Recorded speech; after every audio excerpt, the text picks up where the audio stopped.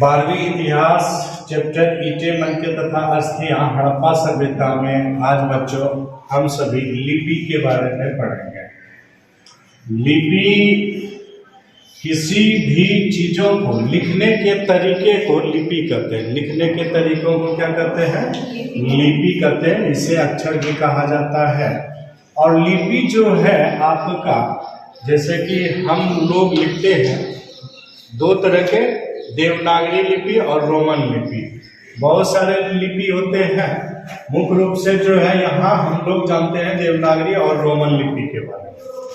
लिपि एक रहस्यमय लिपि। हड़प्पा सभ्यता में कितने लिपियों की संख्या या चिन्हों की संख्या थी, वही आपके अक्षरों की संख्या कितनी थी, चिन्हों की संख्या कितनी थी, तो ये पाए गए थे 375 से 400 के बीच। ये आपके ऑब्जेक्टिव में आए थे 2025, अभी ही आए थे।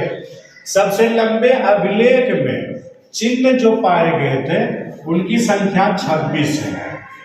चिन्हों की संख्या लगभग कहाँ 375 से 400 के बीच है। हड़प्पा सभ्यता में बहुत सारे लिपि के प्रमाण मिले हैं। अच्छा, लिपि दाईं से बाईं ओर लिखा जाता था, मतलब दाईं LHS RHS, मतलब आपका इधर से दाएं से इधर बाएं की ओर लिखी जाती थी। और सिंधु घाटी सभ्यता की लिपि भावचित्रात्मक थी। कैसी थी बच्चों? भावचित्रात्मक।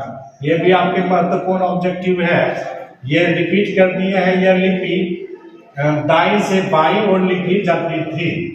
जब अभिलेख एक से अधिक पंक्तियों का होता था तो पहली पंक्ति दाईं से बाईं और दूसरी जो है आपका बाईं से दाईं ओर लिखी जाती थी।